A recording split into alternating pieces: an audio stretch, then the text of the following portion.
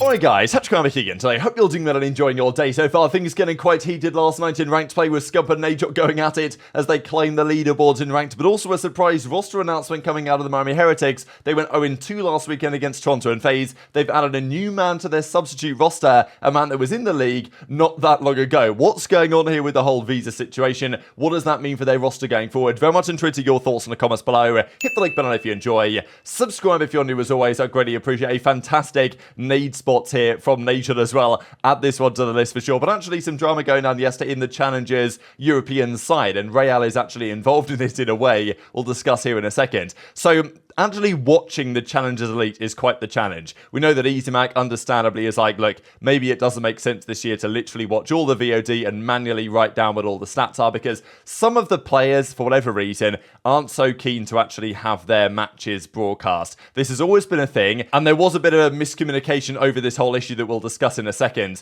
but it's so difficult if you actually want to watch challenges to even watch it. And plenty of these guys are in positions where you would think, I just don't understand why this doesn't happen. They don't stream everything all the time. I mean, I think Asim was one of the guys that benefited from this quite greatly at the start of the game. FaZe Black streaming all of their practice, streaming their matches where they could, and sure, they turn up to the event and they're the best team, but as a result of streaming everything, people became to know that, okay, Asim's good at this game, like these guys are looking good, and guess what? They win the event, and bang, those guys get picked up straight into the league effectively, whereas some players are not so keen to do this, right? So actually, as Ant for the Rotation says, at least one team has already said they don't want their matches streamed. Now, I don't really understand why this is even an option, to be honest. I feel like Challengers Elite games, the CDL games and the matches that the pros play, they don't have a choice. They are streamed publicly. They don't get to say, yeah, actually, our match against Thieves here, we'd prefer you don't stream it. That's how it works. But for some reason in challenges, the teams kind of get to choose. It's like, oh, we don't want an observer in our lobby because we don't want other teams finding out all our, you know, special saucy secret strats, whatever you want to say. So, and again, it seems to be Vortex's team with ReeaL for the time being that were getting involved in this. So lots of debate on it, of course. Even as Nastie says, I'd say no to people streaming my gameplay from an observer team, and I'd damn right stream it myself. Because, you know, it just doesn't make any sense, especially as a European team, not to have your matches broadcast and to say no to doing so because you don't want to teach other people how to play the game or whatever you want to say. I just don't see any real benefit, return, reward on that one. If you really think you're any good, then just get the matches streamed and then people can actually see that you guys are actually pretty good. So, you know, Ziddy says, you know, why? Are they stupid?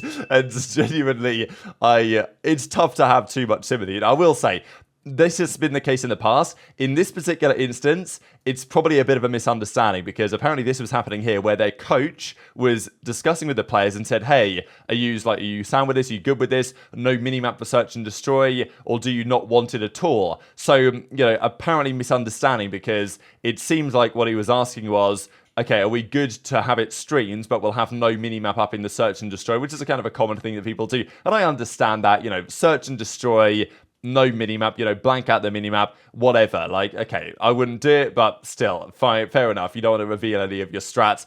I get it. Or do you not want it at all, kind of meaning, do you not want it streamed at all? But I think Vortex says probably not. Now, what Vortex meant was actually that let's just, you know, not do the minimap in search and destroy, but he was actually, you know, not mad about actually having it streamed. So, bit of a misunderstanding there. I think that it will probably go ahead. And as easymac goes on to say, like, challenges is just so hard to cover, right? Like, LAN matches, sometimes they don't get streamed or even recorded. The elites that are going on, only like 2 of the 6 games are actually streamed, and sometimes players just say no to streaming them, and then people are surprised when there's less support, less prize money, less LANs, less elites, fewer LANs, fewer elites, and less interest from the community. So, yeah, I think Austin's right on the money here, to be honest. But speaking of ReeaL, it was surprisingly, I would say, confirmed by Heretics yesterday that ReeaL will join the guys as a substitute as soon as his visa is approved. So ReeaL was in the league not long ago on the Carolina Ravens. He's been a very promising player for the last couple of years, really, and I think deserved his opportunity. I think it was on the Rocker Academy, probably where Brian Saint got the idea to get him into the team, and I think he did a solid job. He wasn't great, let's be honest. Ravens were terrible at the start of the season. GodRx was gone, and then they brought in TJ for ReeaL because he was having visa issues going into the new year. They looked significantly better with Fellow and TJ in the team, and ReeaL, they couldn't get his visa approved, so he's dusted basically, and as ReeaL said, like a lawyer, chalked my season. Now, I guess the question was at the time, is that the fact that Ravens messed it up so badly that his visa got, like, denied or something? Or was it simply a matter of time? I've said it many times, and we'll probably say it again if the CDL continues, that Ravens have not been the best organisation in many ways, and the amount of visas that they've messed up over the last few years is pretty sensational. They are topping the list, for sure. Like, they are number one in the CDL on visas, chokes, I guess. But Miami seem confident they can get this done. So it's kind of remarkable that Ravens managed to not sort this out, but Miami can, and it seems like they will. And I'm sure they say, like, pending visa approval, but they must have reason to believe that they can get the visa sorted. So otherwise, I'm sure that they wouldn't go for this. I've got Spanish player joining the Spanish organization. There's a few things, I guess, to read into this, right? Because would they make this change, or would they make this addition if they weren't getting slammed in practice? Last week, they lost to Toronto. It wasn't like that dominant, but they didn't get particularly close, did they? Like, the maps were kind of close, but it always felt like Toronto were going to win. They did take a map off FaZe, but they've lost, 12 of their last 13 maps that they've played. I'm pretty sure they got 3-0 slammed out twice at the major, and then by OpTic, and then by Vegas, and then, of course, they, have won one map out of their last 7 in the online split so far, which is not ideal. And maybe their thought process is that if they continue to struggle, can they really just put JurNii back in for ErikBooM, or put JurNii back in for somebody else and keep trading it around? They might need another player. And I think ReeaL's been one of the more, talented Spanish players of the last couple of years, really, and makes a lot of sense. But the issue is with these scenes sometimes is that you get, like, these internal politics. Like, I think there's really talented players, Lucky, MettalZ, these guys on that Miami team, but I don't think they have the best Spanish players in the world, really. There's been talk about Super and Sucre and Rencor and these guys, and even ReeaL, really, over the last couple of years, arguably being, better, or at least on par with some of the players they have. But, they don't always want to play with each other, and the guys that are on this Heretics team now are a very similar team to what they had back in Black Ops 4 several years ago. But to be honest, if you want to be a competitive team, you probably need to just put the 4 most talented Spanish players on the roster and try and make it work. And maybe ReeaL can be a piece of that puzzle. So yeah, it seems to me that probably things internally at Miami aren't looking spectacular to bring on another sub, because they've already got a sub. JurNii's still on the sub bench, and no teams right now have 2 substitutes, so they're going to bring in another Spanish player, and they might well go again. There's also always talk about their play styles, the fact that Heretics play, hyper aggressive. It's an interesting style, and they embrace the chaos. And sometimes it's going to work, sometimes it's not going to work, and I think they definitely invite inconsistency into their results with the way they play. But that's kind of always been how the Spanish guys play. And I know there's talk of, they could change their style, they could try and watch some Toronto VOD and copy that. But I don't know, I think at times you've got to play to your strengths, and also if you do try and copy Toronto, you're just going to be a worse version, and, with less talent, it's probably not going to work. And at least when you do play in the chaotic way that Miami do, it does open you up to the upside of getting some upset results, like they did against OpTic just before they went to the major. But I don't know how consistent that's going to be. I'd still back this team to make it to the World Championship, not because they're especially good, but just because the teams below them are worse, and we're going to discuss some of those teams later on today. And the owner of one of those teams actually is Mr. Shot right here, as we can see this classic image with Scump and Nade from back in the day, and they've been playing a lot of ranked over the last few days. They've made it here, of course, to the top 250. We've got the likes of aBeZy and others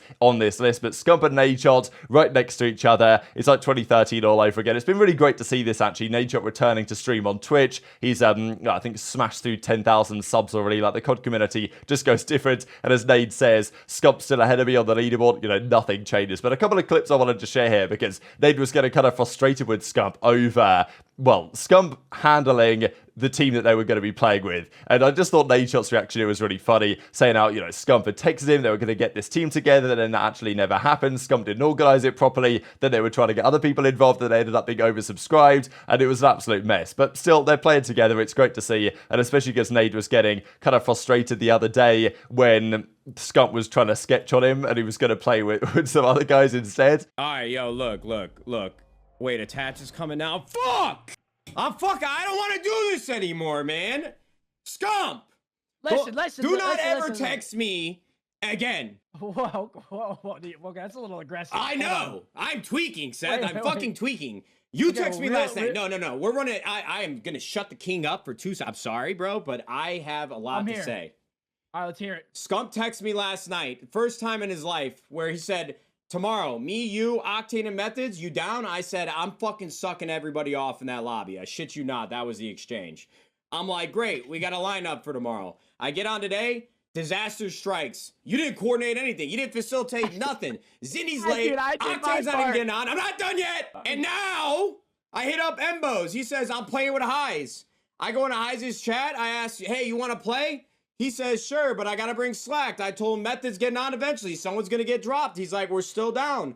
And then Attach comes in. Now he wants to play. So now we're oversubscribed. And now we're just going to be in this awkward place for the next fucking 6 hours. And I'm probably going to quit streaming again right now.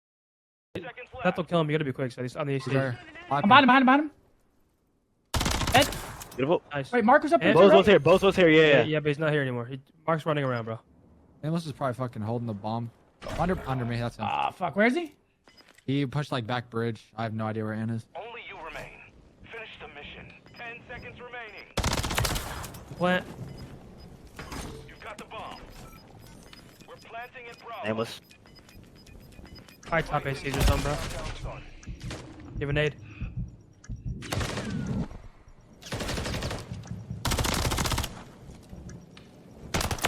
That's a breakdown. That's a breakdown.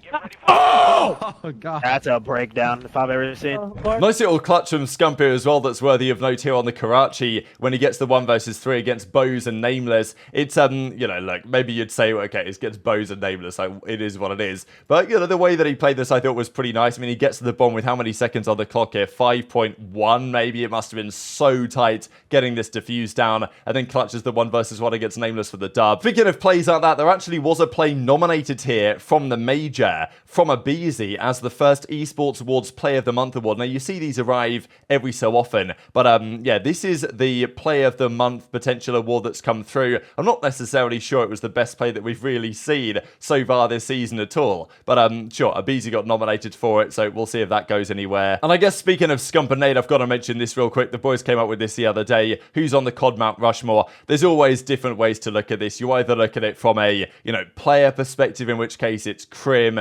Scump, probably Karma, and probably Clay, I would say, would be my top 4. But you can also look at it from like an impact perspective, where it's going to be Scump, Nade, probably Hex, to be fair, and even you could put a guy like Alamapacella on there, or someone like this anyway. There's a few ways to do it. Maybe even Aches isn't too far off this list, given like the impact that he had back in the day, but that's probably a bit of a hot take and not what I would go for. But intrigued to your thoughts and all this stuff in the comment section below. Hit the like button if you enjoyed, subscribe if you're new, take care, and I'll see you next time.